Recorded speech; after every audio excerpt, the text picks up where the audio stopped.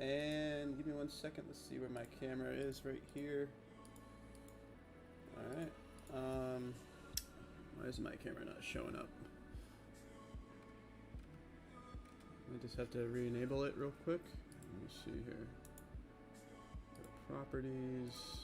Let's deactivate and reactivate it. That should fix the camera. Come on, what's going on? Alright. Well, it was working a second ago, which is kind of annoying that when I start streaming, it doesn't work. Let's just try re-plug it in our camera here.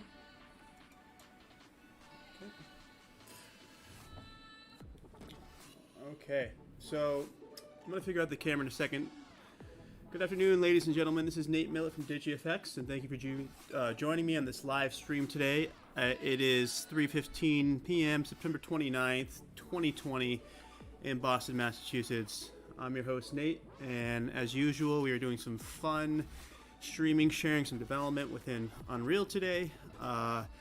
Last time we streamed, I was importing some assets, so we're going to continue that today, along with some landscape design, mess with some of the materials for the different components, and some third-party things. So I want to keep this moving. I apologize for the technical errors.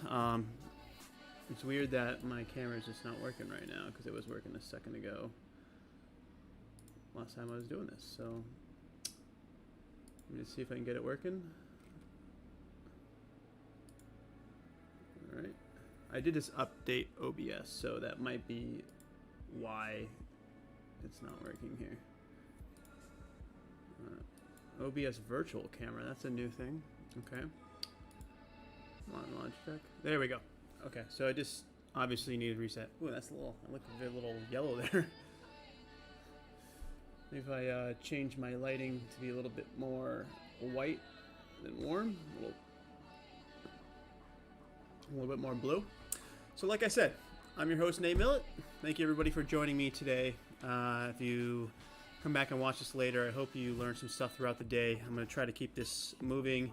I've been getting better and better at streaming. There are a few things I have to improve upon.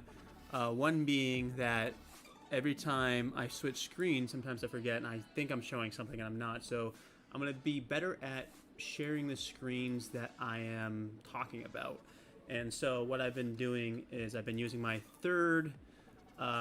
my triple screen layout view here, which allows for me to kind of show everything at once when I'm just talking about broad aspects. And then when I zone in on something specific to the game engine or the something I'm doing here, I will try to remember to bring it to the right place, and I apologize if I don't. So, you know, you're probably saying, hey, Nate, there's something different. And no, it's not my due. No, it's not my Google on Board free t-shirt that I got from their last event. But actually, what's new is my peripherals, and I got a new mouse.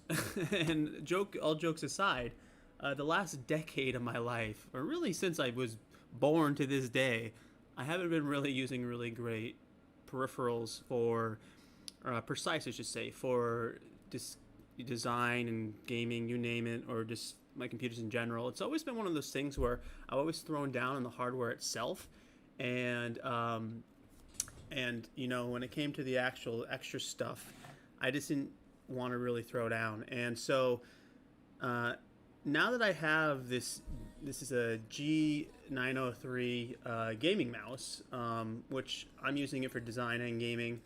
I like that it's got that cool design that actually matches my motherboard, so I'm kind of geeking out there. But not only is there a new mouse right here, but we also have this Power Play mat, which, again, this is all geared towards gamers. I did try playing a few games yesterday, testing it out, but really for me it's just something that's more feasible and usable for when I do development and just working long hours at my computer. And I can tell you that once you go for a really good mouse, it's hard to go back. And I don't just mean that in terms of the obviously the cost of all of the LEDs and oh, what did I just do? Oh, I thought I exited out my Okay. But it's not just the cost of the little extra RGB they put in here, but the cool features they put on these things really make it make or break for me. And I'm realizing how important it is to have a good peripheral. And so for this instance, this cool mouse, it is ambidextric. So I'm a lefty. You know, nobody's perfect. I'm sorry, but actually, they're magnetic buttons here, so you can put buttons on both sides. So you can actually have presets. And so what I haven't done that. I just switched them to the left side. And so right now in the game engine, I have a play and a stop mode, so I can just basically run and test the level just from my mouse, along with movement, with all the presets that the engine lets you do there. So opening up real quick, I'll show you real quick the Logitech software for that, because it is pretty cool. So I am using 3 Logitech devices. I actually have a 4th one, talking about peripherals, and I see if I can show you this. This is my probably 10-15-year-old G11 keyboard, and that's kind of balancing out the nice mouse with the old school keyboard that still does its job. And so unfortunately, this keyboard, which is also a Logitech product, doesn't show up in the driver software here. And I'm guessing that's just because it's not supported, because it's an older device. And sadly, there's 16 or 18 programmable buttons on there that I haven't been able to actually get program using the G, whatever you call this, the G Sync, or I forget what they call this, Logitech G Hub. But in the mouse, as you can see here, you can just program all the different stuff like you would in any peripherals, and so it's pretty cool. And so I've set it up to, let me just get all my stuff back into place. So I've set it up to where the F, this zooms into the middle button, it zooms into the object that I have selected. And then the only other things I've done is I've made play, and I've actually made some macros with the side buttons here, so I can play and stop the actual level without having to click the play button, which isn't that big of a deal. You can just go up there and play. But when you're just testing stuff rapidly, like I am here, I'm only using the mouse right now to move around, and these are just, you can do this. This is in the game engine, but I can just press my button. It should start. I can look around, I can do my movements, and then I can stop. And so really, that's what I'm fascinated about. I know it's kind of silly because I'm supposed to be an expert or somebody that's really good at this stuff and technology, media, and I am, but I've also been just bootstrapping a lot of my life with good enough stuff to get by. And this is the first time in my life I actually got something that as simple as a mouse that I praise. And so for all you fellow developers and gamers out there, you're either laughing at me or saluting me for taking the leap into faith and throwing down a couple $100 on some legitimate peripherals. And so yeah, that's something I really enjoy. And also this speed thing right here, the DPI, which was it, dots per inch, or I don't know what that stands for, but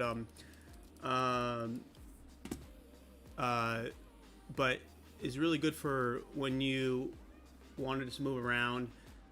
You can see I'm pretty much all the way up there. I'm in 6400, and I can just zip around, barely touching the mouse and the keypad, and obviously slow it down. And then so if I'm doing something like more of a game, or I want to be like in this area, I can slow it all the way down. Now it's really low. Let's just figure out what it said, dots per inch, but that doesn't sound right. Let's see what DPI stands for. And whoever knows what it stands for, just shout out loud. DPI is, oh, it says dots per inch. Interesting. So that doesn't really make sense to me in terms of the pixel on the screen, but I guess that's his terminology in terms of actual measurements. So I was right there.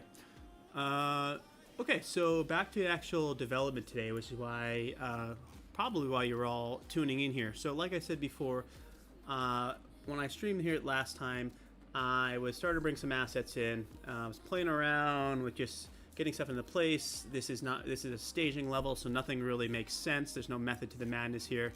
I was also starting to play around with some of the material layers on the actual landscape here. You see I was messing with some predetermined layer targets that I was just creating a little backyard, and trying to blend them and morph them in. And so I may also try to make some new layers for the map we create later today. I'm going to create a new level just to kind of get a feel for the direction I want to go and some of the stuff we're creating.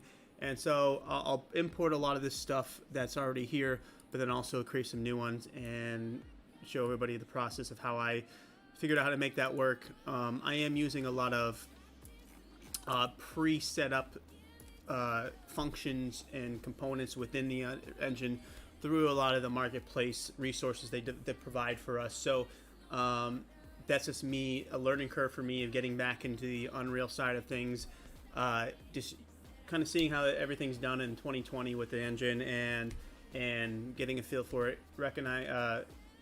familiarizing myself with the workflow with this engine compared to the other stuff I've been using.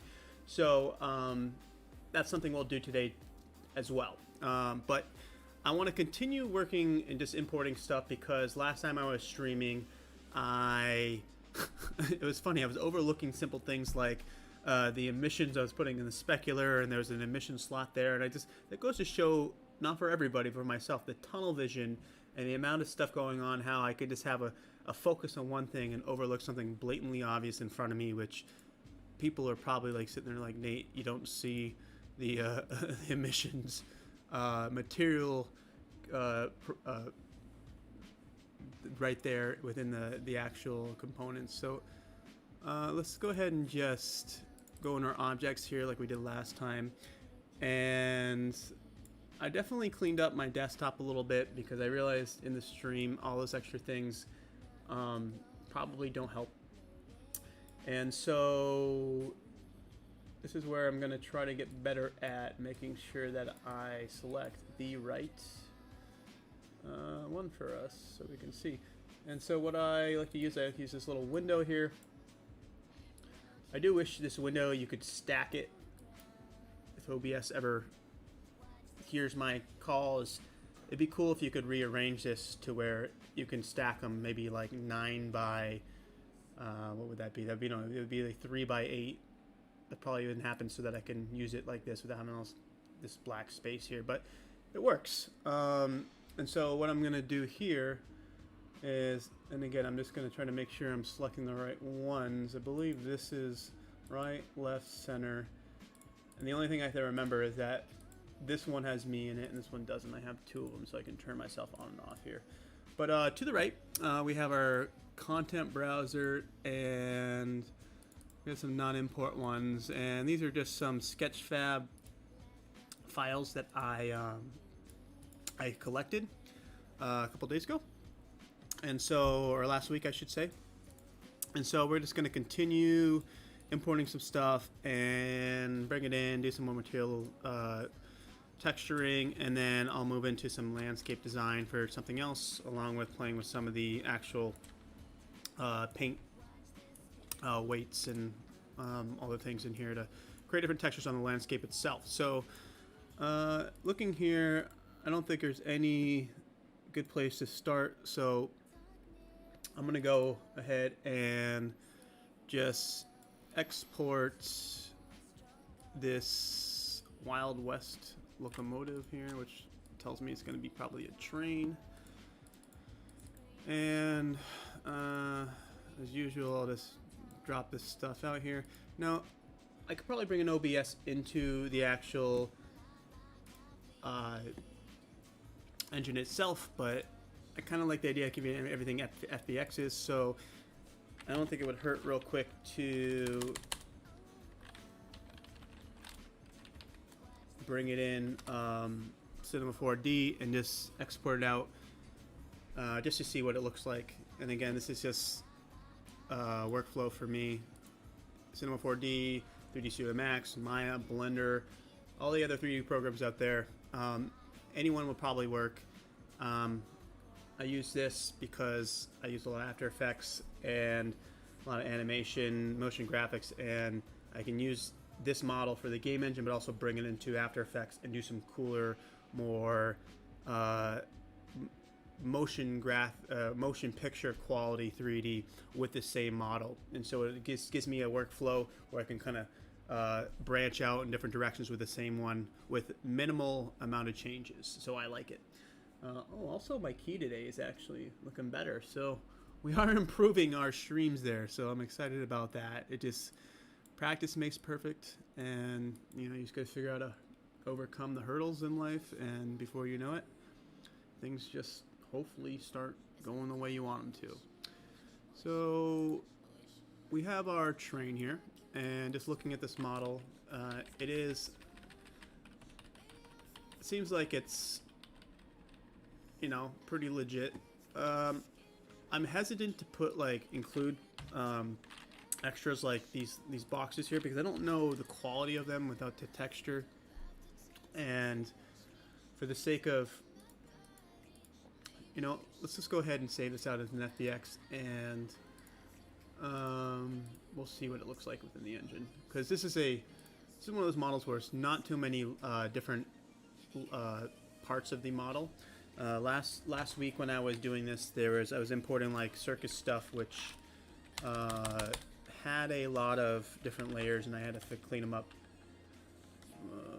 Motive. Let's call it train. Yeah, let's call it train. I wouldn't recommend just labeling something just a single word, but because this is a relatively organized project for myself, I am okay with that. But usually you want to have like versions and details within the description so it says more than just train. But it's okay for now because everything's kind of one worded in here. Oh, also, you know what, isn't train spelled differently? It's training like training, isn't, like, I always mess this up. Train or train? What does train mean sexually? What the hell? Who's asking that on Google? Oh, I guess I know what that would mean, and I probably shouldn't talk about that on live stream, but okay, so yeah, train to teach somebody, and then man, okay, so it is what I thought. Choo-choo train. Okay, so yeah, so it is just the same way. I don't know what the other version would be. Just one of those things where you don't think about it. Yeah, so train spelled the way I thought it is. Okay, so import this. Import all. Okay, and Control A, bring them in there, and this should just drop in when it feels like it is done. It's importing those for us. Okay. So, I'm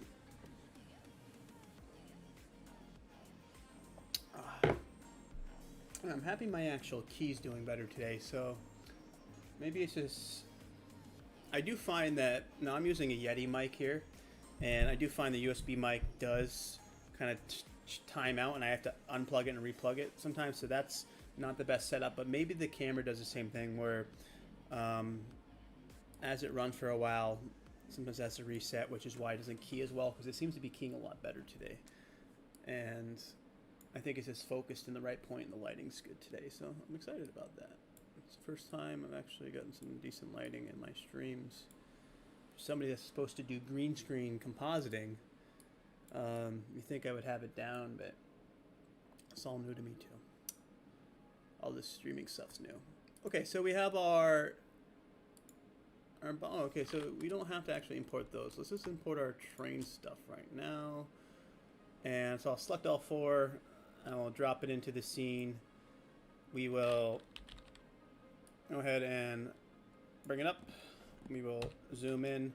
Oh, and remember I talked about my little shortcut. So what I did was I can select an item and just click the middle mouse button, and it does zoom into that. So I think that's pretty awesome. I'm still using my keyboard, but I'm leveraging the new mouse and its shortcuts a lot more lately, which is just becoming a second nature to me. It's hard to go back to a regular, this everyday office mouse for simple tasks. And I'm excited about that.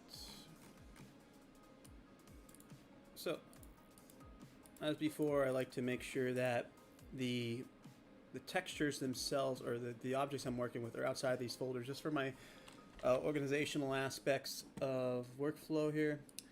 And so this is going to be a little bit more confusing because not everything is in place, but what I can do is I can click on this. And I can probably figure out what materials are attached to it just through here. Because unfortunately, one thing I didn't do, which I like to do, is I like to actually tweak the materials in here to be a little bit different color so I can align them with the naming convention with what's textured. And I didn't do that because I was talking. Another thing you can kind of do is, so we know we can just go to the train head right here. And I could drop this in here, but then it makes a new material. And so that's why I was trying not to do that.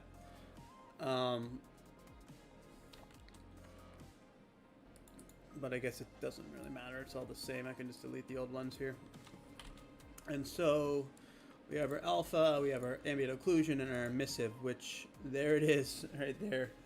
And again, when I was doing this last weekend, I was putting the emissives in the specular, and I was overlooking this. I was like, it was right there in front of me, and I didn't know what the heck I was thinking there. Okay, so it seems like we have a lot of textures. We have 7 textures for each object, which is amazing. It's a lot of textures. So this should look pretty good if we get it set up correctly. And so I'll just kind of spread these out, and holding on the right mouse and moving around allows for you to organize this. And again, I'm trying to make sure I'm sharing what I'm doing here. Okay, so I go for the easy ones first. We know that's a normal. What is this one? This one's an emissive one, so we'll put that in the emissive. And I use these to reference. So this is going to be the metallic, so we'll put some metallic. And this is going to be the ambient occlusion, so we'll drop that down there. And oh wait, see, this is where you got to be careful you don't mess them up. So I actually think, all right, this one actually looks like, I think this is the ambient occlusion, and this one's the roughness. And I'm just gauging that off of the contrast of the black and the white in these. It's kind of just eyeing it out. And of course the alpha, which this is actually the first time in a while I've used alpha in the Unreal materials. So usually I thought that was the opacity mask, right?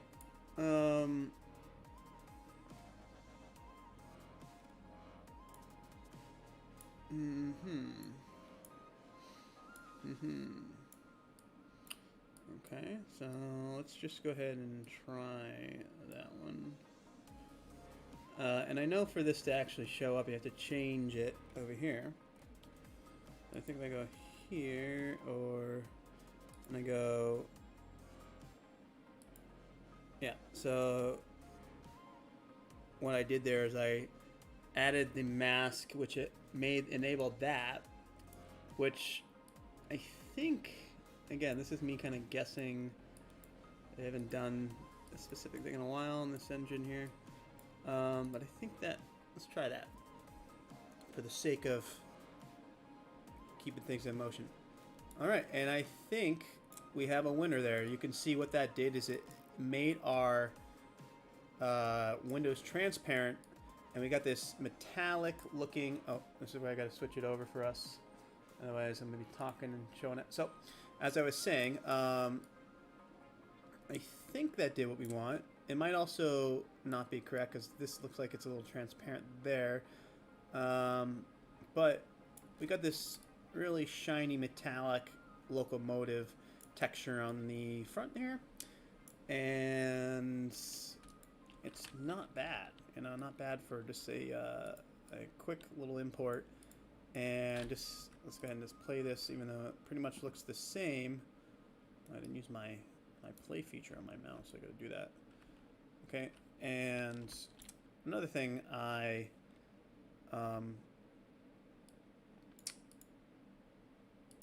forgot you can eject too, so you can actually, you know, possess the player or not, which is something that I forgot about. But yeah, so we have this locomotive now in our scene, and it's not bad. It looks pretty good for something we just imported. I would say that it does look a little plasticky. Maybe bring down the reflection a little bit, but maybe bring the bump up too, so that these rivets don't look like they're the same. They actually pop out more, and that's usually the height map, I thought. But it also can be the roughness. That's also one I think it can be. So you just click on this, and I'm not going to mess with it too much. We can play with that later. Alright, let me go ahead and choose this song here. Alright, well, I think that's good enough for now. So let's go ahead and just real quickly do the same thing for our other part of the train. I guess there's two carts here, and they're textured differently, so that's where these other two materials come in. And so I'm just going to go ahead and do it manually again. So we got a train body full, we got a cage, train body empty. And so I'm assuming the full is this one. Oh, okay, I see. They just duplicated it. And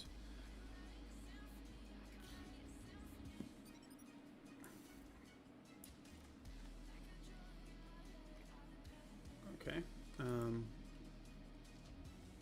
train base.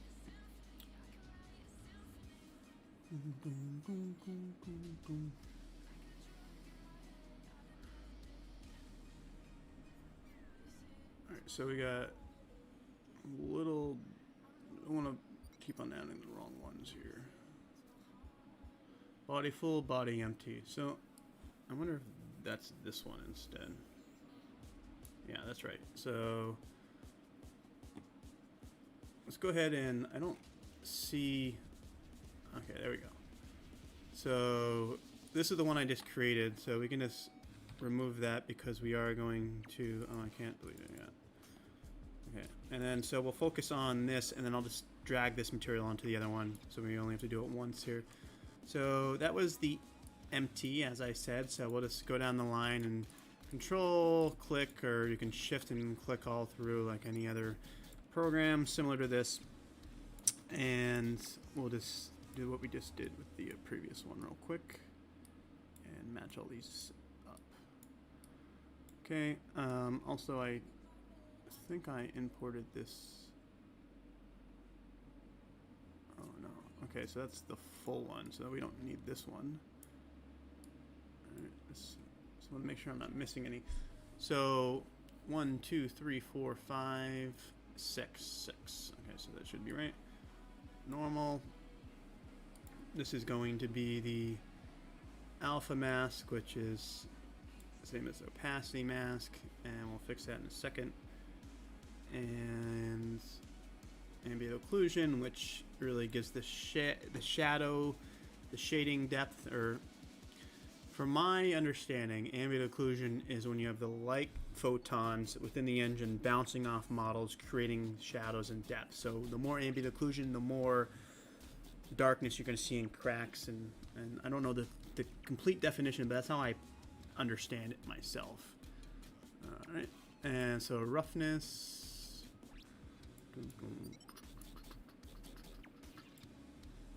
and this is going to be the metallic, what do they call it? They call it the metalness. That's funny, the metalness. What's the metalness amount of this? How much metal is in this? Okay, and again we have to go in here and make this masked, which should give us the transparency value.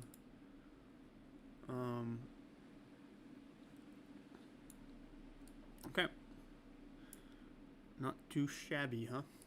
Okay, and so now that I have that, where's my new material that I created?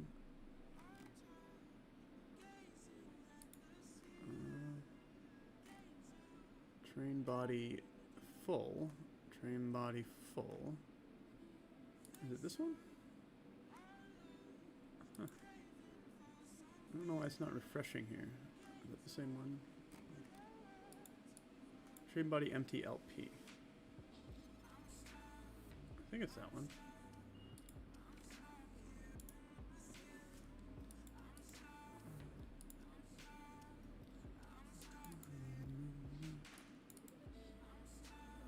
I just needed to reset or something. There we go. So I just drag it into the other one, and now we have two carts here.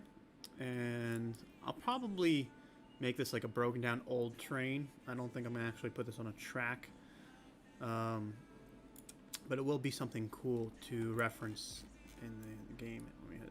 Okay, so we have one more object we're gonna mess with today, and that is the full body one. And so we can just go ahead and take this one, and that should be what we want. Double click that, and now I just want to make sure that I grab everything. So that's our full, so we just need these 1, 2, 3, 4, and I'm just looking to make sure I didn't overlook any other textures named full here. Empty, empty, empty, empty, empty. Okay, so it looks like this one they only included 5 instead of the 7 of the train, or the 6 of the last one. Ambient occlusion. I'm guessing that's because there's no mask on this one. Without reading these real quick. Metalness. Is that a term? A metalness, is that a thing people say? Or is it just a lost in translation thing here? Because I think I got this from a Ukrainian profile. A woman from Ukraine modeled this, I think, when I was on Sketchfab. So that would explain that roughness. Apply. Alright, so the before and after, I don't know if you saw it, but yeah. Okay, so cool. We got what we wanted there. And and of course I pulled I pulled an amateur move, and I was playing it when I was doing that, but luckily it doesn't affect our materials here. It just affects our gameplay. So I said that before, and I'll say it again. Careful you're not doing stuff when you're playing, because it's even more dangerous in this, this engine than the other ones, because this one, it looks exactly the same in real time, running in real time, and just in editing mode, versus other engines you can clearly see the difference between the screens. So let's make sure you're doing stuff when you're not in play mode. Or if I accidentally press my little button here on the side and playing without knowing. So I like that. So what I'll do is let's create a folder, call this choo-choo train. Let's call it the train. And I'll drop this in here, and I'll just put that in this old folder. And I realize that's kind of what you do in this engine. There's no. Okay. And I will eventually do that for everything else. The fence that I created, you can see I'm just kind of parenting, or putting all the child's duplicates on one parent, which I think it's better put in a folder, but I just did that so I can move everything very easily and minimize it like that. Okay, but our train looks pretty good, doesn't it? Just, except for this little bit of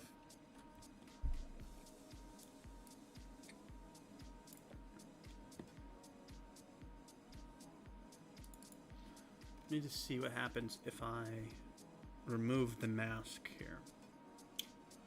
I want to see if that fixes that.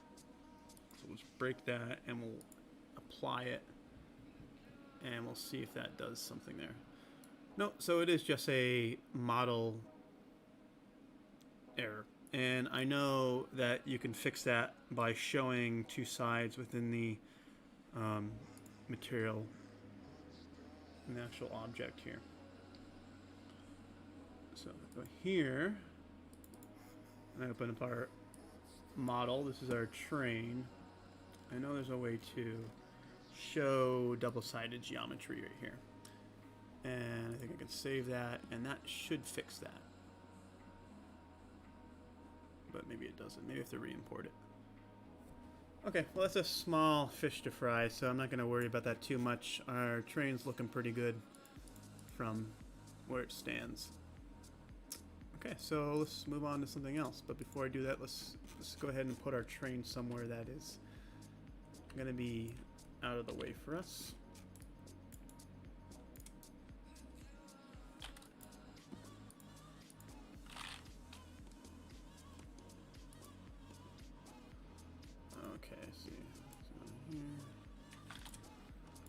Okay, so I still have to move it with this thing.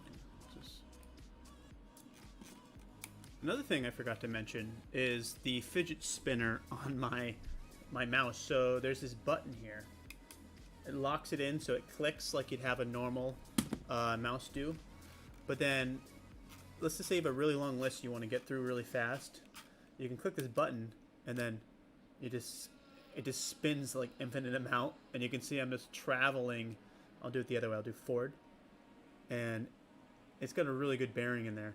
It's like a fidget spinner. And I'm guessing that's like the whole gamer mentality. They love those kind of things. But for me, I find this works great for going through lists, for zooming out really fast like this, where I don't want to sit there and click, click, click, click. I can just spin it and just put my hands away and it does its thing. So little things like that, you may laugh and say, oh, Nate, come on. That's stupid. That's a stupid thing to get enjoyment out of. But trust me, when you do it the hard way, the majority of your life, your career, little things like those, like, give you better night's sleep. At least for myself. Alright, so, this probably, I don't know where I'm going to put this yet because, again, this level itself is just setting stuff up. It probably needs some kind of abandoned track and some kind of train house, but we'll just put it over here in the grass hanging out, and we'll move on to something fresh. But maybe that's why it didn't work, because I didn't save that. Okay. I will say, make sure you save most of the changes you make, because you gotta save a few different places in this.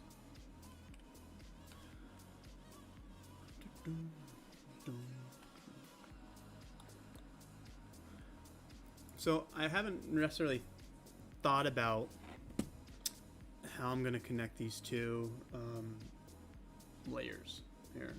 And alright, let's stay in this mode. What's weird is that my camera, it looks like it's centered right here, but it's actually centered like right here, which to me the camera is over here, so it means the lens is, it's interesting. Trying to stay centered, trying to make this stream quality. Okay, so we got our Wild West, so I'm going to drop this in my imported folder, which you can hopefully see that, and then we will go ahead and try something else. Let's try this 7. I actually want to keep this in here and just open it up and drag those in. Oh, I forgot it doesn't let me do that because I have this open, so we'll just close. I don't need to save that. That should fix that. What else is open? Oh, it's because the zip is still open here. Let's try it one more time. There we go. Ooh, a farm shed. I love it when I see a zip this is a reference. Oh, we did this one.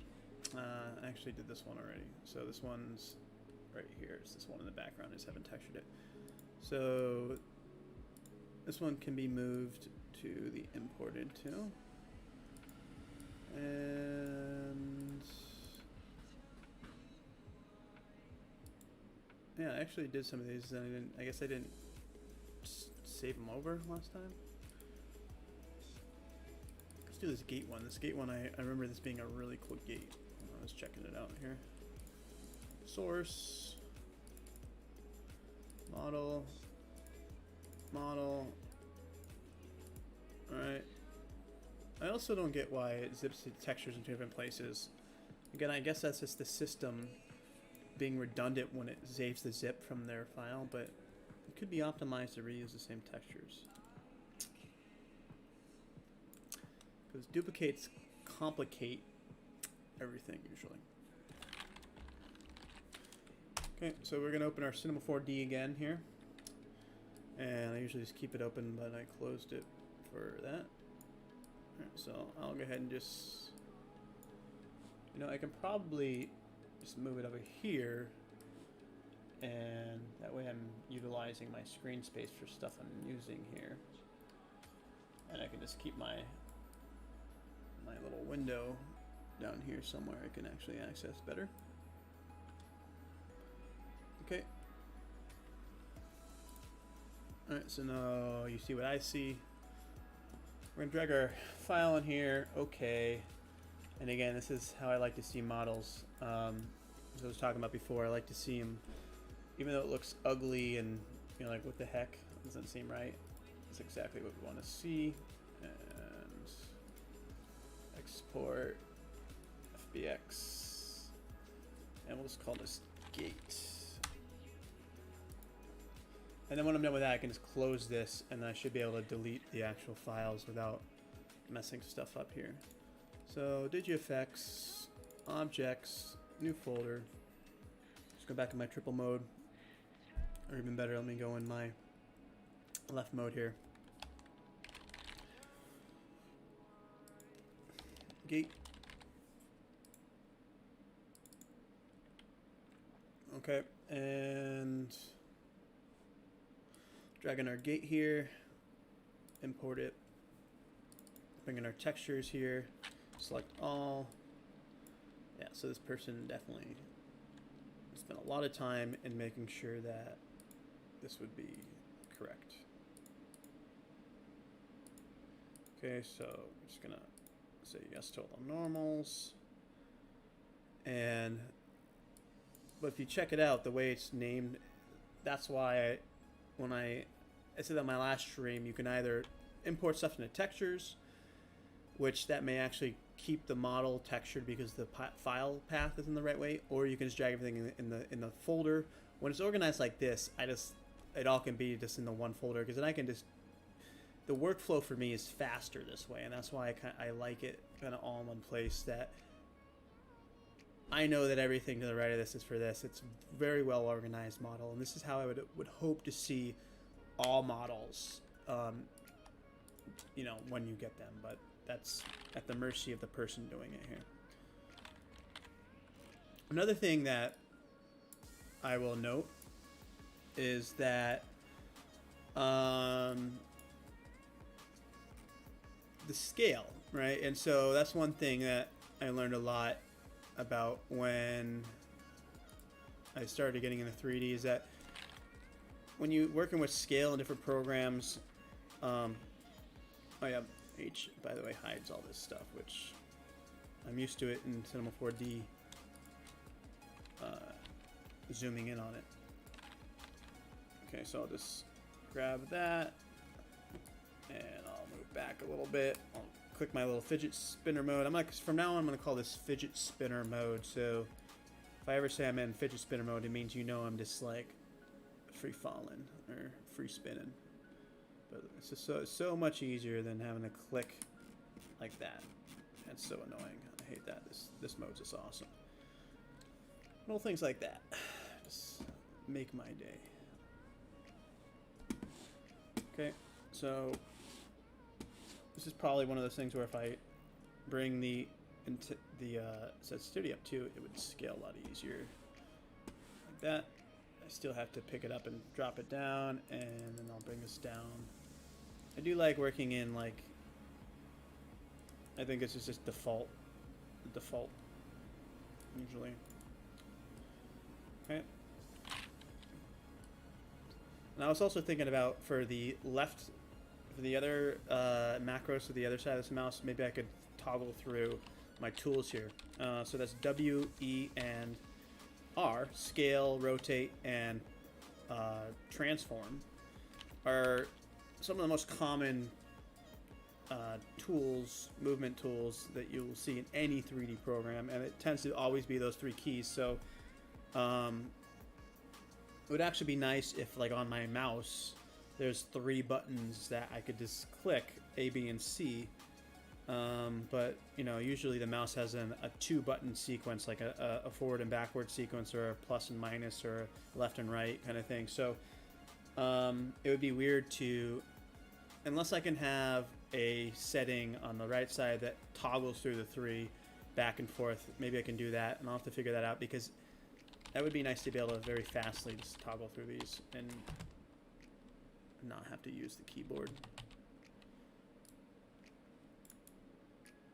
It's funny because in the server computer kind of tech network person in me, you only really use the keyboard. Like, you use alt tabs to get around, and that's like somebody that's really good with computers will just know how to do everything with a keyboard. And then the game engine 3D guy in me only wants to use my mouse to get around. I don't want to touch my keyboard. So it's just a funny phenomenon of different things and use cases, and also the way my brain works. And so let's go ahead and just, okay, we got those.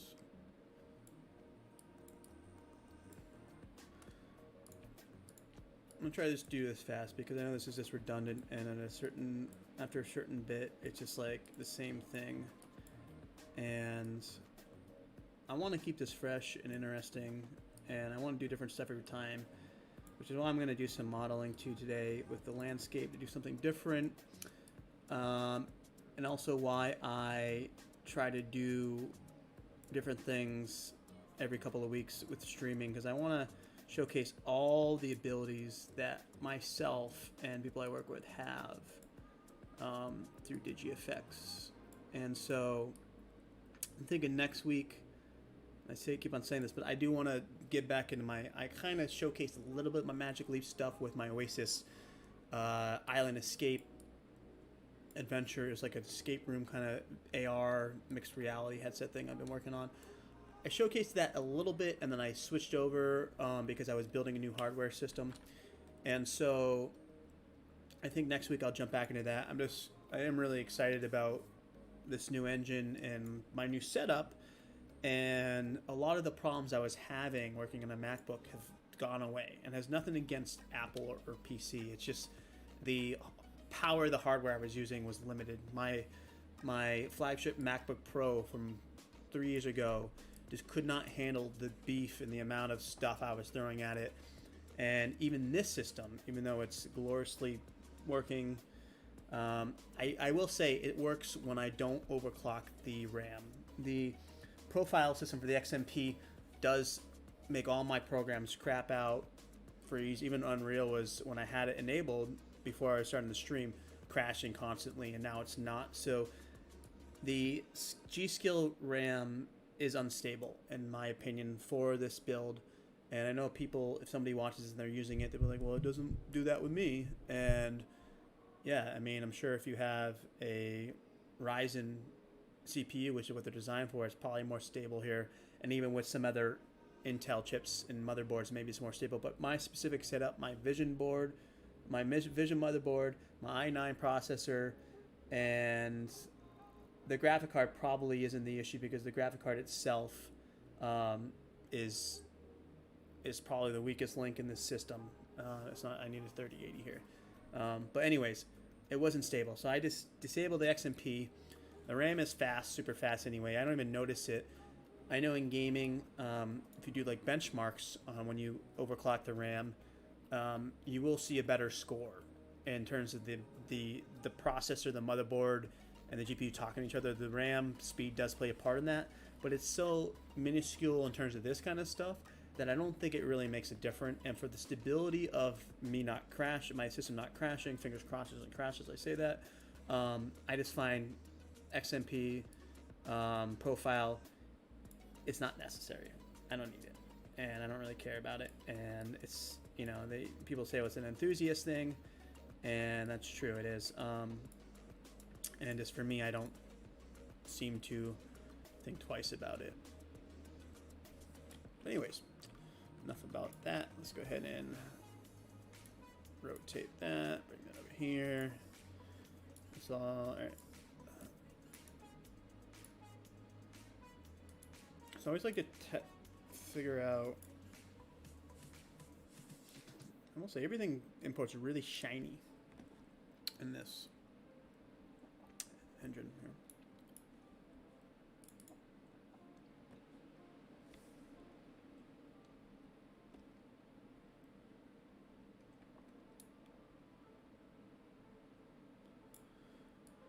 Okay, so let's go ahead and I'm not going to talk for a second. I'm just going to do the rest of these real quick and move on to something new.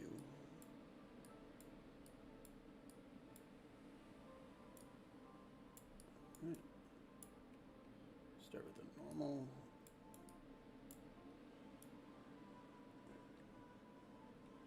This one is tricky though, because the color looks like it's just like a different one. I think that one's the AO.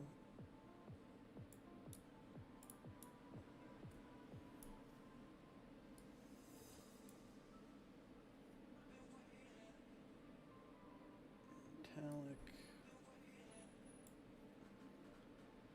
Roughness.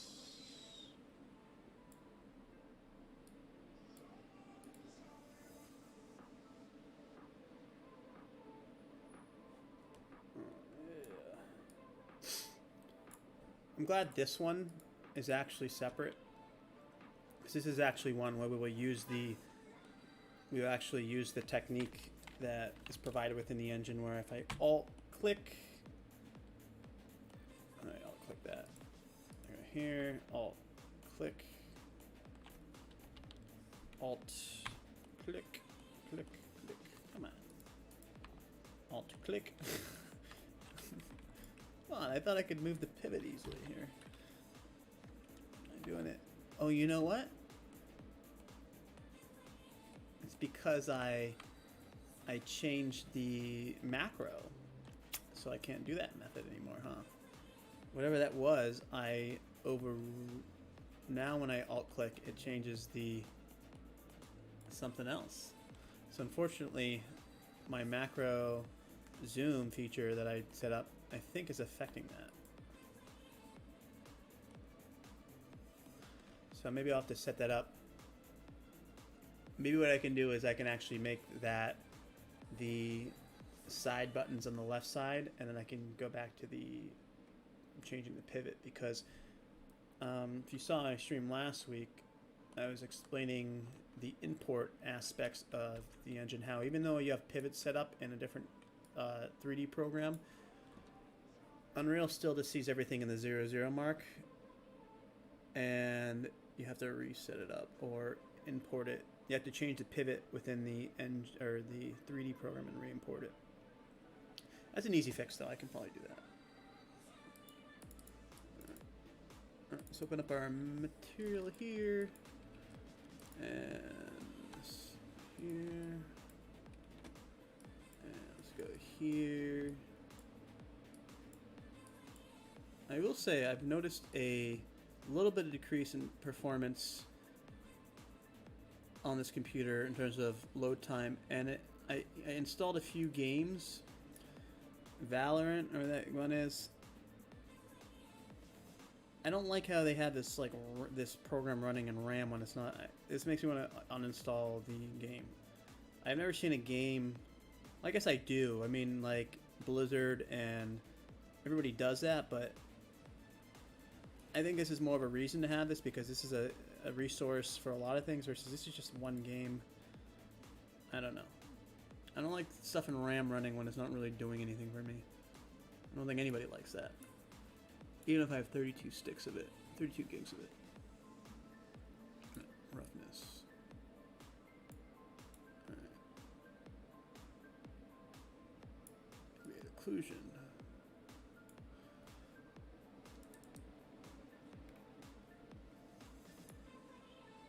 So again, like when I turn down the dots per inch speed really low, it actually helps me not, like, you know, stay, like, control stuff better.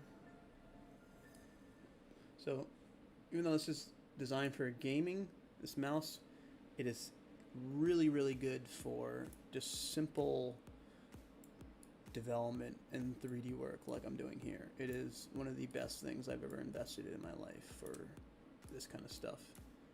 And that's only because I've been using, I want to show you the mouse. I think I showed you last time the mouse I was using. It was just a typical old keyboard and mouse pack, like for 50 bucks. And it just didn't do everything I needed it to. Okay, almost done.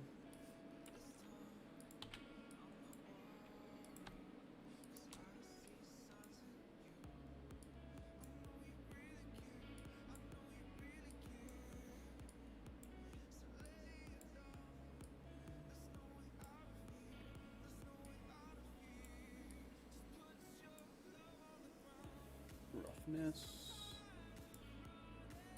This is metallic. Metalness. Oh, that's awesome. What's the metalness?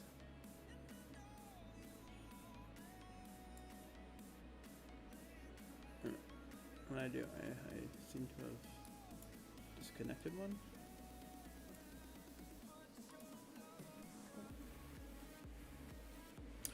So this will be a gate to some mansion on a hill, I think. That's what I'm going to do. I'm going to make a gigantic mansion. So in California, in the Bay Area where I grew up, very wealthy area, as we know. A lot of tech there, as we know, in the 90s.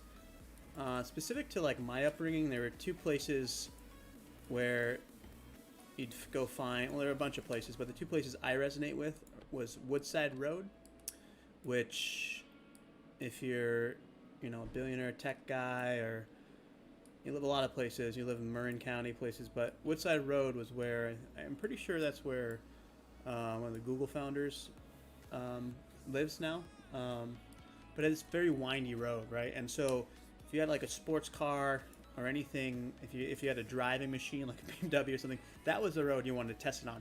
It was redwoods, you zoom in and out, and you know, I have dreams about that stuff, like just driving on it, because I used to drive on it when I was a kid, or a young teen, just like exploring the world around me.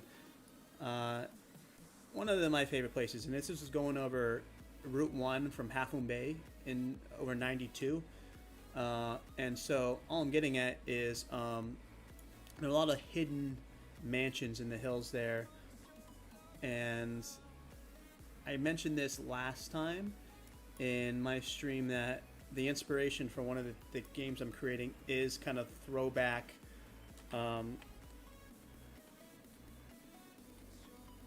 is a throwback of when I was a kid for one of these places. What did I turn off there? I remember I alt-clicked and turned that off, but I don't know how to turn... There we go. I just turned off one of the layers there. But when I was a kid, that was like one of the things I loved. I loved driving on. I just love the landscape of the West Coast, the redwoods. And you ever see that movie Fern Gully? I always explain to my friends, and half of them go, "No, I've never seen the movie." The other half are like, "Oh yeah, I know that movie." But in Fern Gully, you have like these big giant redwood groves and a lot of ferns and stuff, and that really reminds me a lot of like the kind of the NorCal redwoods, the sycamores, the sequoias. I mean, and I miss that, and I do want to get back there. And um, I think, you know, at a certain point in your life, you have to figure out where you want to end up. And right now, the most important thing to me, I think, with most people, is being around your family. And my family's all here, and I'm sacrificing. Boston's cool. Boston is changing. It is a small, kind of cliquey area, but a lot of the new development and a lot of the young people and a lot of people are. It's changing, and you can see everybody's kind of getting along. Even though we're all, it is cliquey and people kind of. It's not as. It is diverse, but it's not diverse like New York or like the West Coast in terms of everybody kind of vibes, in a sense. But you know, I'm just talking out loud. I'm sure everybody's going to disagree with stuff I say. But what I'm getting at is Boston's cool. I just, you know, I've been here 15 years now. Spent 20 years, 17, 18 years in the West Coast. So depending on what happens in the next couple of years of my life with my career and my life, and if I find a good woman in my life I could settle down with, which is one of those things I've been looking for. I just don't have time for it. I may move back out there. I'm really a big fan of Marin County, and yeah, that's where LucasArts is, or where George Lucas resides and his company is, and that's not why I want to go there. I grew up in the NorCal, and I'm a NorCal fan over LA and SoCal. I lived in Santa Monica and Santa Barbara and a few other places in my life in that region, and I just like NorCal better. I like the lifestyle, I like the people, I like the technology, I like the ocean, the mountains, everything who I am as a NorCal kid. And what I'm doing now in this game development is probably part of me growing up in NorCal. I mean, everybody can do this anywhere, but I'm a Bostonian, I'm a NorCalian trapped in a Bostonian's lifestyle right now. And I don't, you know, I've never really felt like I fully fit in here, even though I am Irish and Italian. My grandparents are Murphys. My dad's side, my grandma was a Murphy, and I have a lot of pride in Charlestown. And so I do really like it here. I'm not trying to bring it down, because I do care about my heritage and the American values and the patriotism here. I just don't see eye to eye with everybody on certain things and lifestyle, and the way people treat each other here. I've been here 15 years now, and I still haven't accepted it. And now I actually challenge people. Before I used to just be passive, and now I just kind of call people out, and that's not a good thing. You don't want to, you know, you'll alienate yourself if you do stuff like that. But sometimes I can't help it. I just don't like it when people are not good to each other. With all the crap in the world, you think people would have a little bit more respect for each other, but they don't. There's no respect, and it really upsets me. So enough about that. Our gate looks good here, and we will continue this folder creation technique of just making everything in here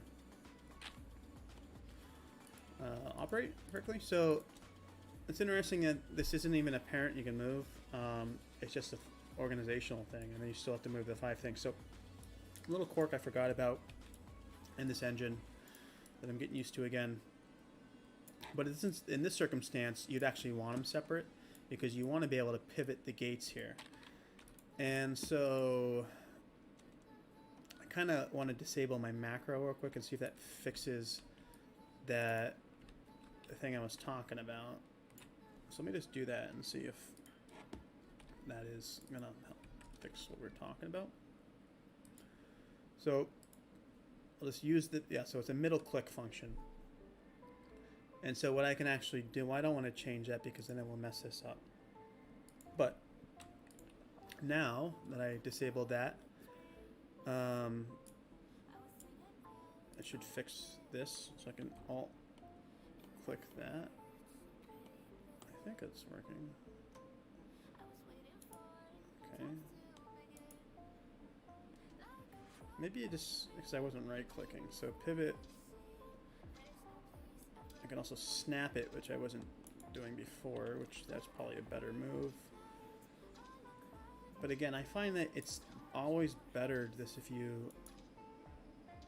I like doing in the engine better, or in the actual 3D model, because this isn't precise. It just, to me, I just don't like that it doesn't do it in the perfect place here. So I can snap it a few times, and when I like where that is, I can pivot and set as pivot offset. And so again, this is just something that, let's see, it didn't work there, which to me is one of those frustrating parts here. Okay, also it would be nice if these were the same.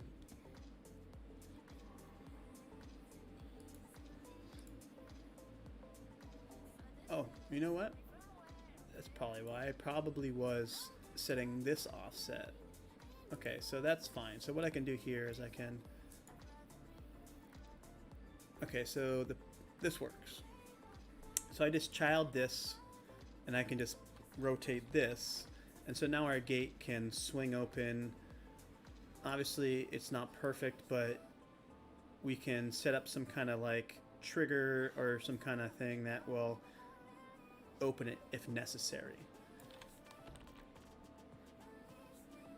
Alright, so that's cool. I will keep that as is, and let me see if this pivot's set up.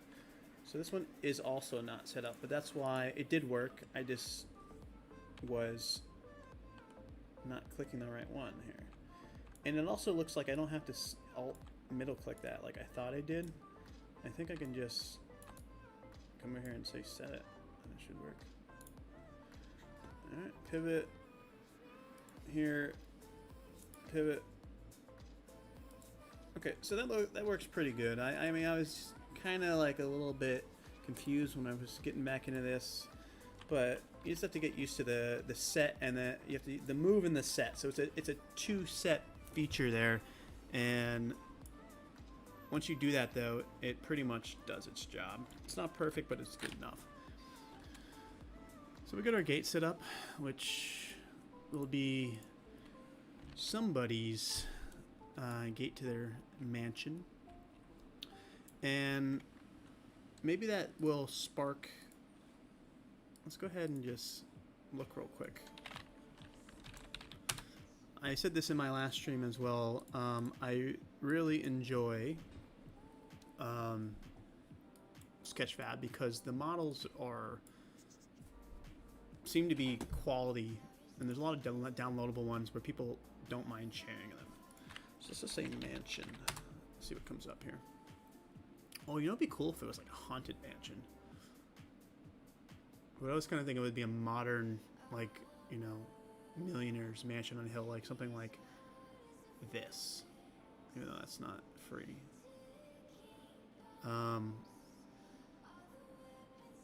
This seems like it's aligns with the gate. Wouldn't you say so? Let me go ahead and zoom in for people. All right. Yeah, so I think this is going to be one we're going to use, even though I really despise the ivy texture. What the heck is going on there? Ugh.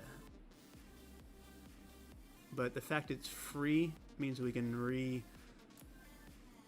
the only thing that's really important is the mesh is good, right? And the materials can always be replaced, assuming this person says that's okay. I don't know how that works with copyright and models you use, but assuming we can do whatever we want with this, yeah, you can always update the textures to be better, and the materials you create for a certain mesh, you can do everything yourself. You don't necessarily need good materials. You just need a model that can handle whatever you throw at it. And so that is going to be our next step. Let's go ahead and just work on a mansion real quick since we are in this whole gate mode, and then we'll figure out. I'm thinking it'd be cool if we can see like a mansion. Whenever I go backpacking in New Hampshire, I always see these monster houses. Now these are more like log cabin, like, you know, Colorado Aspen style cabins, or you know, in Washington, or in places where they're hidden and up in the hills. But I feel like I want to do something like that. Like we'll see some cool house on the hill, like way over here, and you'll be like, "What is that? What is that house? What is over there?" And we can go find it. So let's go and do that. So let's call this mansion. We'll get ourselves set up for success already here, and put our object, our gates in our object. I'll go ahead and save it, even though Unreal is pretty good about auto saving. And yeah, this lighting needs to be rebuilt thing has bugged me since I started this, but looks like I can disable it, suppress it if I wanted to, but let's get used to it. Alright, so again, for my Cinema 4D, which is now over here on the third screen, I will make sure nothing's open, and then that will allow for me to delete these models, and I can go ahead and just mess with this mansion folder here. We are going to bring this in the Cinema 4D just because I have a feeling this one's going to be a lot of different pieces here, and I want to check it out. Alright. Okay, so it's not. This is actually a pretty easy texture to set up, which unfortunately means that the material is going to be limiting. I was actually hoping the glass was separate here, but it doesn't look like it is. So because it's very easy, or because it's already kind of set up for us, I'm gonna go ahead and just texture it within here and see if it brings it into the game engine as wanted. So a cool thing with Cinema 4D, which is a little bit off the topic of game development, but something that maybe some of you that use it don't realize, is that it has this really cool drag and drop feature from like anywhere. And so I can go into, there's a fly right there, get out of here, fly. So this material's already in place, but I'm actually going to just show you from scratch how this works. So I'll go ahead and delete this, and let me go ahead and go over to my left side here. And so I just drag that in directly into the materials, and it creates the material. So I'll just call this, and I can click, is it double click? Yeah, and let's call this color. Oops. Okay, I got a color. And for all you British people, you can add a U in there for your own enjoyment. Got it. I think I did. I don't know. Alright. Okay, so normal. So instead of dragging the normal in here, we can just click on this, and then this is where I find it really interesting. You go to the normal tab here, and then you can just drag this directly into this little bar, and it'll add it. And then I can enable it. And sometimes it'll say, do you want to do this? It didn't do that here. And so, okay, so diffuse, which is color, or it's diffusion, color. A is ambient occlusion, I'm guessing. That's the only thing I forget how to add. You have to add ambient occlusion under textures here, I think. Or it's like an extra thing. There it is right here. So this is the ambient occlusion, and then I can drag this in here, I think, and then that should fix that. And I guess that's in the color. So all that really matters, and that actually screwed it up, so I'm not going to do that. All that really matters within the 3D program is that you have a material attached to our model here. So you want to make sure that's in there. And oh man, it really sucks how they, I don't know. Okay, so, but anyways, like I said before, you can click this and you can just continually drag in. What is this? Is I stands for what?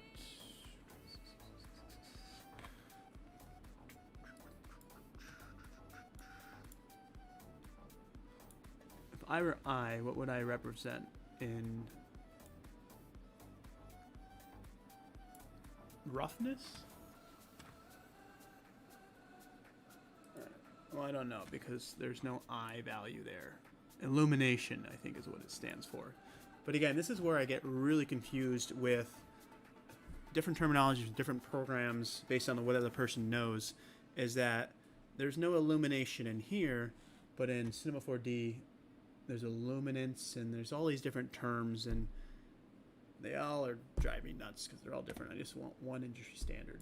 And slowly but surely, I feel like we're getting there as a society, but I think with different countries and different terms, it just all seems to be different. So, mansion.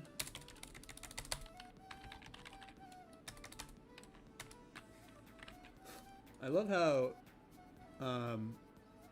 the sound of this old mouse or this old keyboard. A lot of the newer ones are really low profile.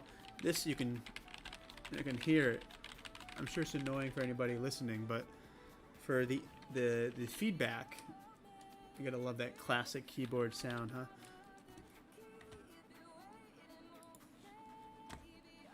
Okay, so we got our mansion. I'll drag it in there. Import it. Okay, so we got our color, and this is where I gotta remember to change it back so that you can see what I'm saying. So I imported it. We got that color material. I'll double click that, and we'll delete that, and then we'll bring in our 5 textures here. And unfortunately, it didn't bring it in, but this is so easy, it doesn't matter. All right, it says 5 textures. Bring these in here. Yeah, so this is where it's slowing down. Usually the materials, last week, these were just loading really fast, and I didn't have the RAM overclocked, but I did do some stuff with the BIOS, so I may have slowed something down there. So it's a little bit slower if you don't overclock it, but I don't know if that's necessarily just the computer. That might just be because I download a lot more stuff on the C drive. So, base color.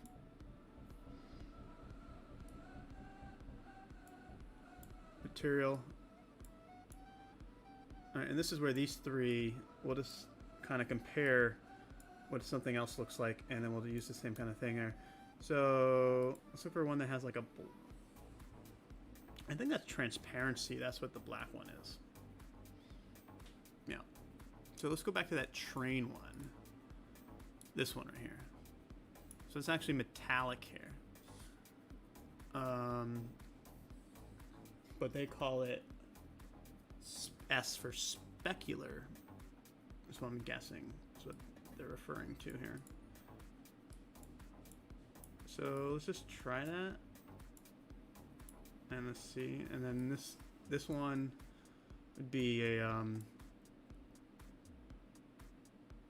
this is definitely ambient occlusion here. Right. At least I think it is.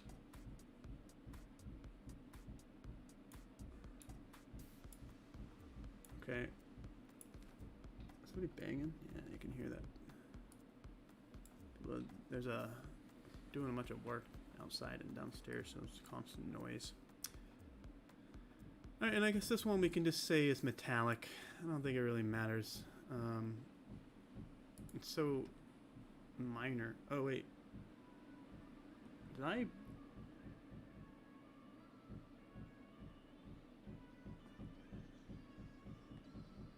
Why does that say gate? That's different, huh? Alright, well, let's go ahead and bring it in and see what it looks like. Well, there we go. There's our mansion. And it's definitely a big house. This is what happens if you create a successful game. Maybe you can buy a house like this.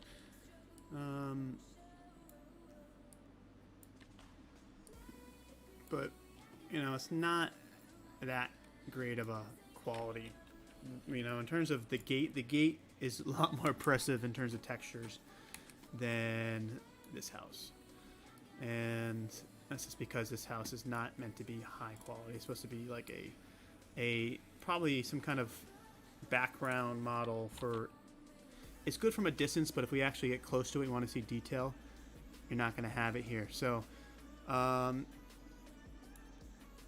definitely going to be that house on the hill thing, but it's not going to be one that we engage that much. Let's see what it looks like from afar. So this is where scale is an important thing here.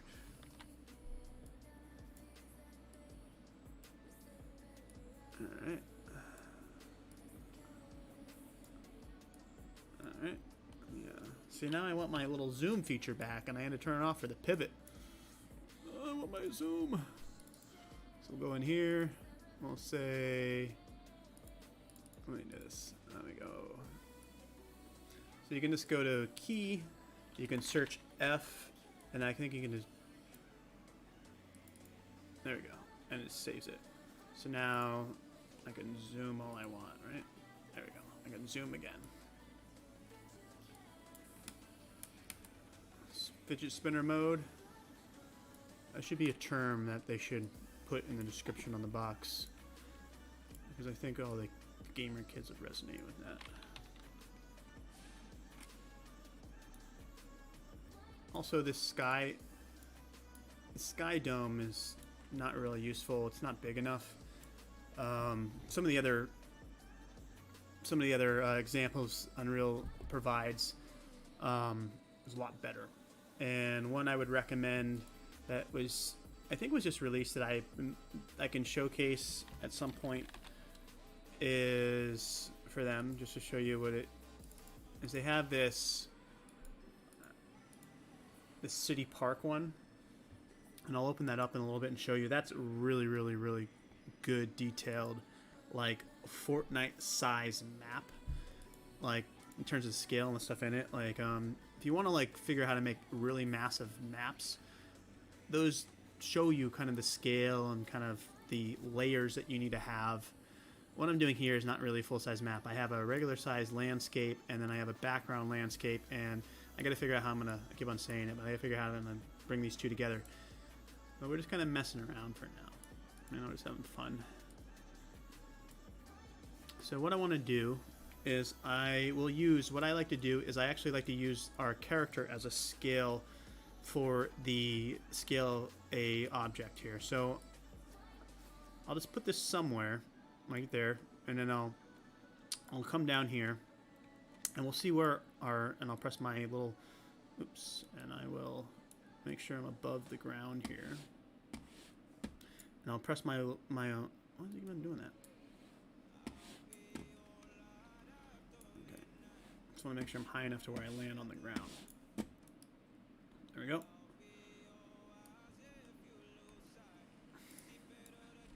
Okay, well this is the collider, or whatever, the thing that's stopping you from moving here is stopping me from being close to it. But if maybe if I move it here a little bit, I just want to see where this guy is in the door, and that's usually how I scale stuff, is from the eye. That's not the best way to do it. You can also just play and eject them real quick. You can also just use, you know, math and numbers. Alright, so you can see our guy. You see how small he is compared to that door. So that's telling you that this thing is obnoxiously big. And that makes sense because look at that compared to the other house here. And so let's just bring it down a little bit. And let's just keep it, I think this is actually was already scaled, so let's just see what it looks like when it's scaled 1. Sometimes they're not though, and that might have been my mistake, just changing the scale when it was already scaled appropriately.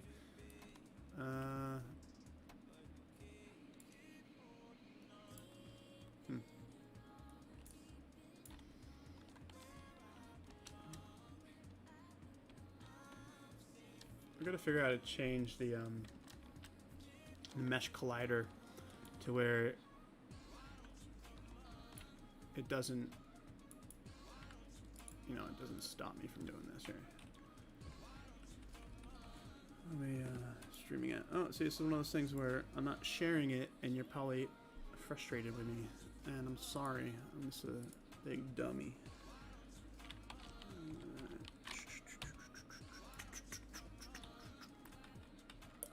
Okay, well, we got our house in the hill. We know that. And this is probably one of those things. Now, I don't think I can model this because I don't know if this is a... I don't think this is a landscape. I think this is just a rendered mesh that they provide. And so, unfortunately, I can't flatten this out. I can flatten this one out. And so we have to find probably a flat area to place this house to where it meshes, like, not to be perfect, but something that would be up on a hill and you'd see from far. So I'm not going to do that this second. I'm just going to pick something that looks alright.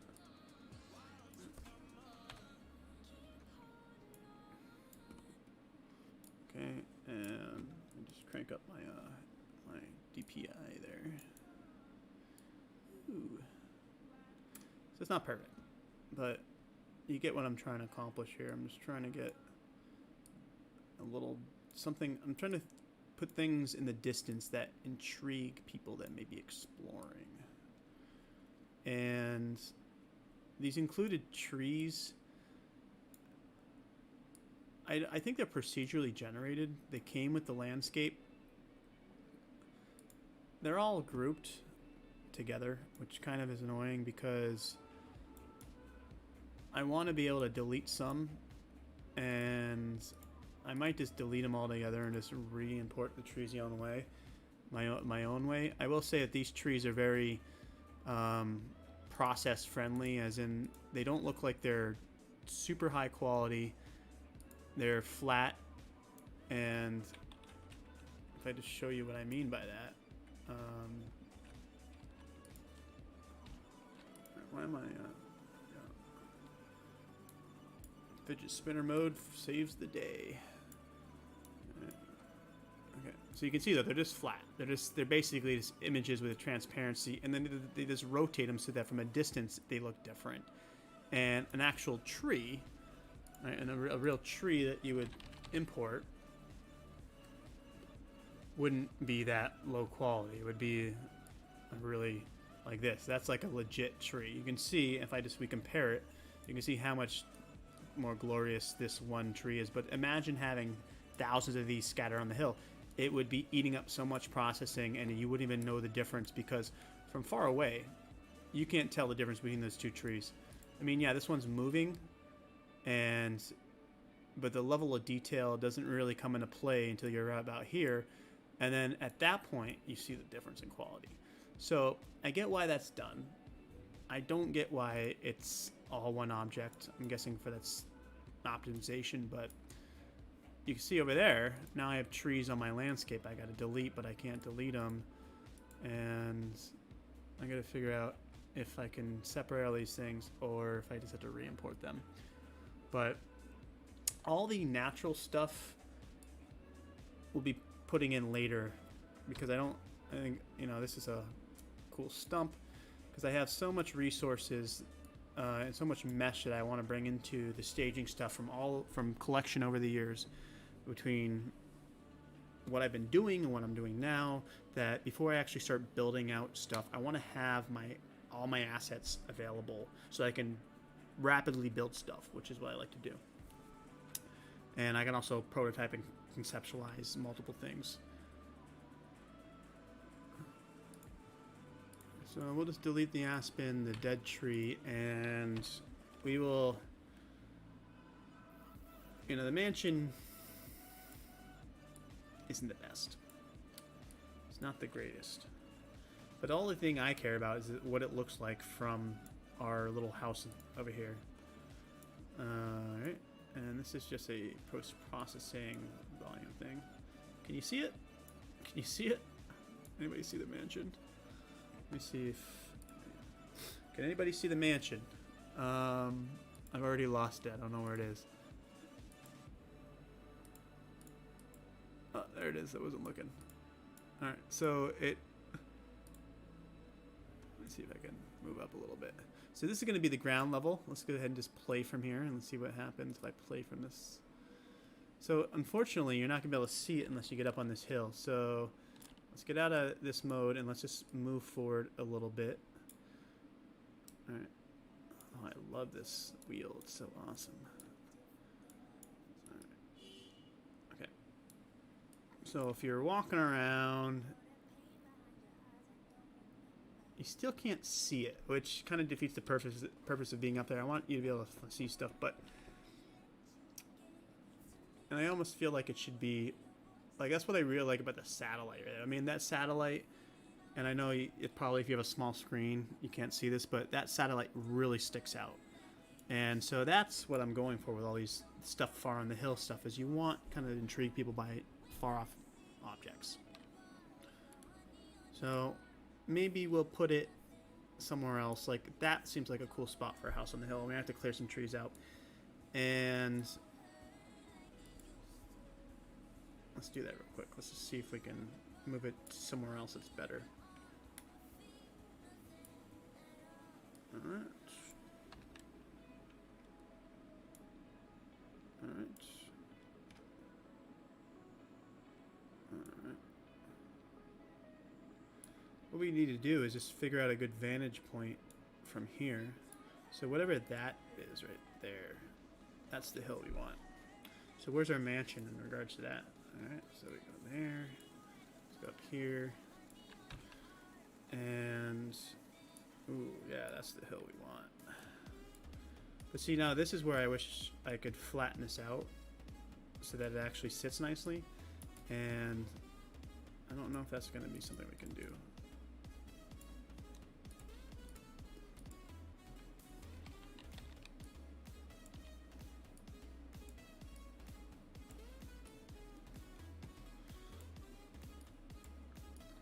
I was going to be doing a little floaty thing up front here, and then maybe we'll figure out how to flatten that out eventually.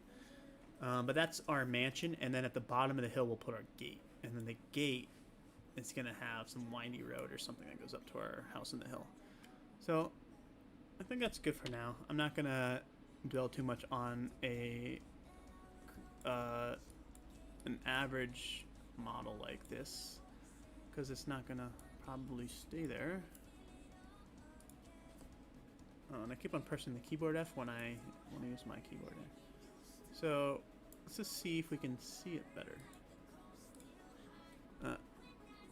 Yeah, I don't know. It's kind of hard to tell because it blends in pretty well. It sits okay, I guess. I mean, you wouldn't have a yard in real life. I don't think anybody wouldn't have a nice house with a rocky yard like that, but I mean, at least it kind of sits flat, I guess, a little bit. But like I said, moving on to bigger and better things. Okay, so let's get out of here. Let's move a tree, and let's move on to something else.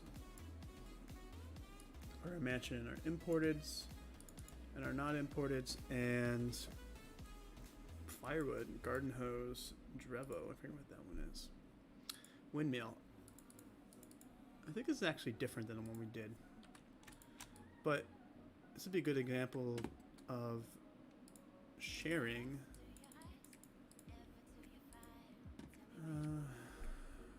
What is this one? 3D object. No crap. FBX. Okay, so we're going to just try to import this one directly because it's an FBX. We're living a little dangerously here.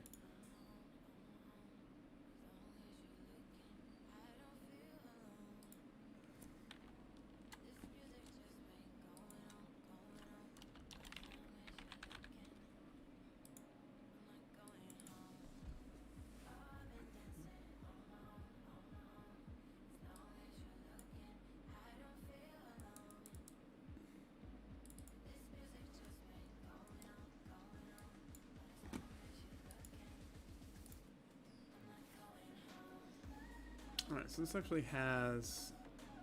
Alright, so this is... Anytime you have animation on these, it imports the physics, the animation, and the objects.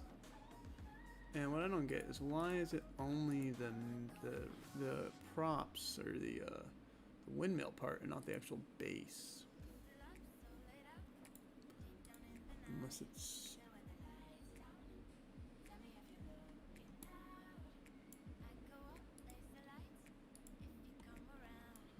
Okay, so what happens if I just import this and I scale it up? What do we see here? Oh, it's a big windmill.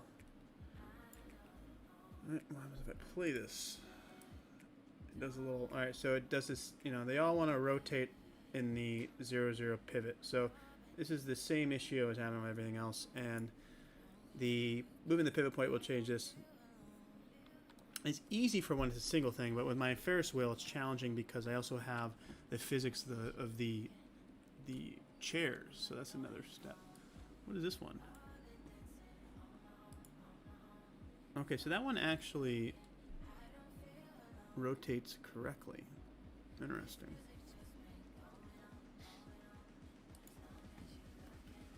But you know what, though? Let's figure out why there's no base on this.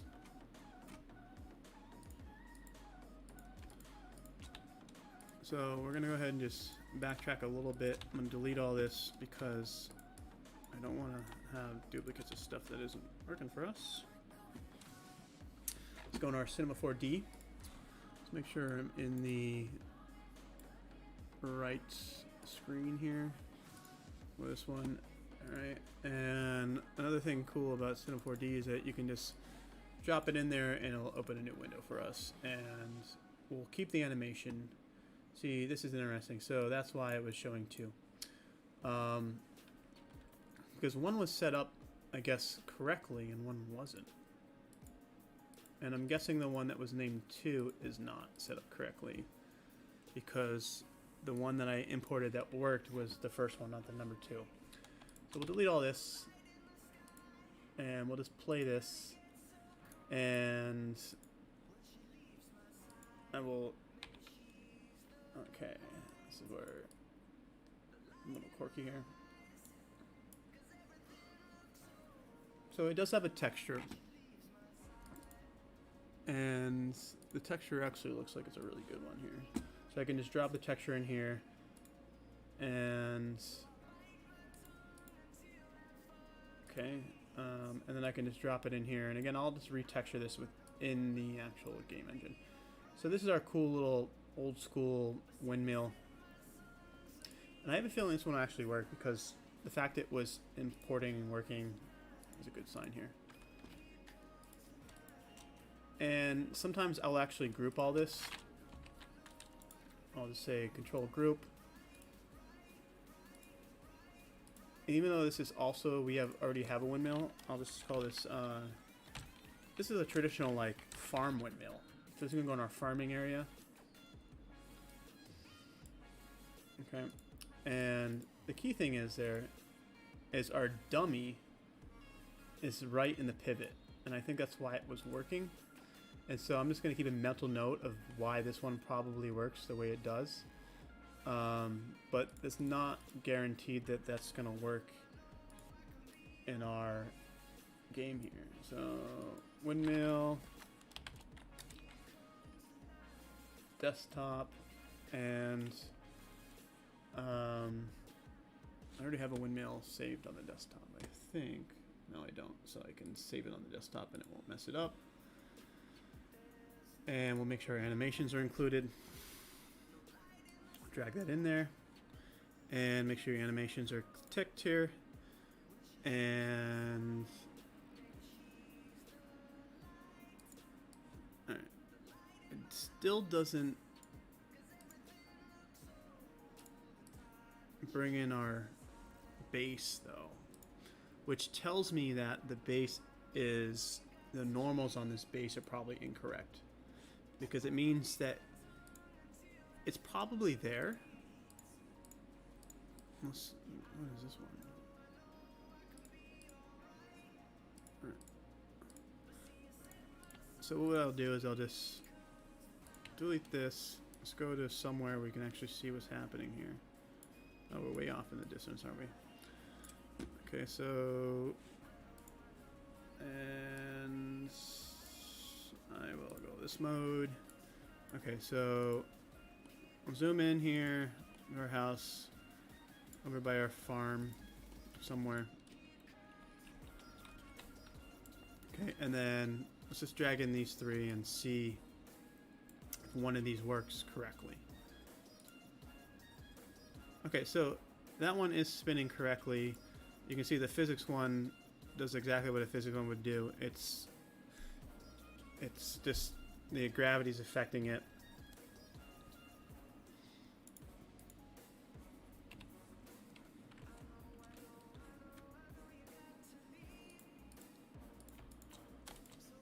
But I don't understand why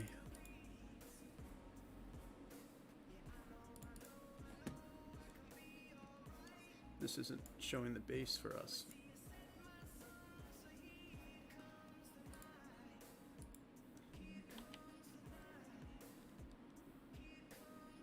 An LOD thing? Maybe it's getting turned off because the detail level. Okay, well, the best way to fix that, oh, it's probably this actually. It's probably the skin is causing that.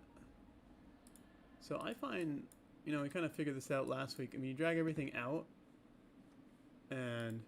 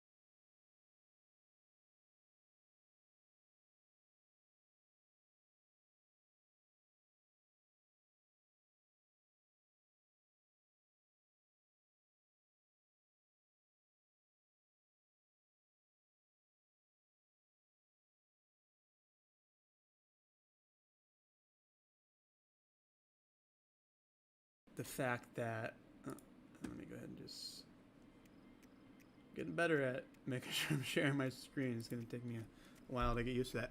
So you can see importing it this time, we now have the base because we saved out whatever we did, whether it was moving the materials around or whatever it was, we fixed that. And then we have this windmill separately. So if I bring these both in and look at them now, we got to see how our windmill sits, or our blades, I mean.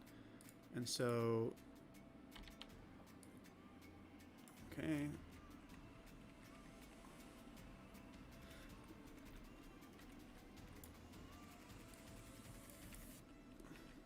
So this is how I don't know if this is the right way, and I'm sure somebody will say, Nate, you're doing it wrong. But this is the way I find that I can get what I'm going for, and I can, with minimal effort.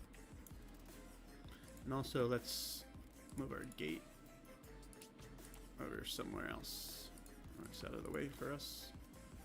All right, so our gate we'll just put over at the base of the mansion over here. That, and we'll throw that in. Oh, it is in objects. Okay. Okay, so playing this real quick. No rotational spin, but I'm pretty sure I can just reuse the blueprint we have over there. So let's try doing that real quick. But before we do that, let's just texture this. And I will just, oh, I guess I didn't have to delete those materials. Oh, so that's something, when you force delete the material, and also we can probably delete these old imports, because these are just things that we imported through the 3D program.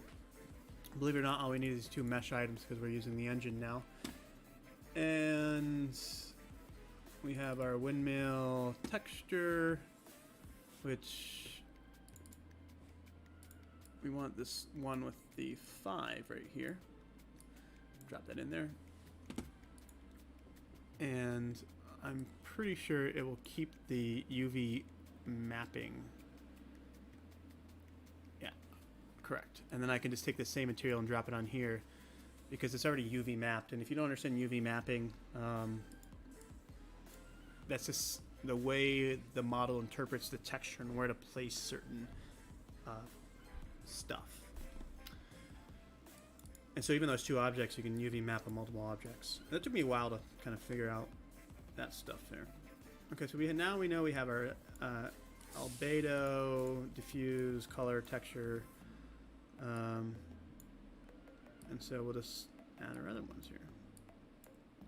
Normal, roughness, opacity. I'm guessing it's opacity mask again.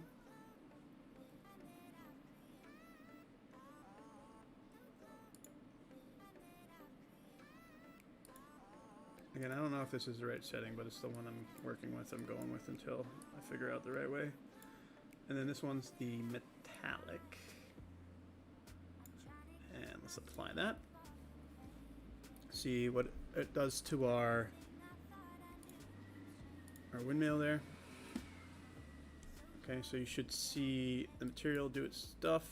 All right, so it gave us a little bit of roughness, and the opacity did put some tears in our wheel here. So that looks pretty good, and that's what I like to see. A simple model that when textured, it really feels like it belongs. And this is one of those things where it really feels like it belongs here. So I'm happy with that.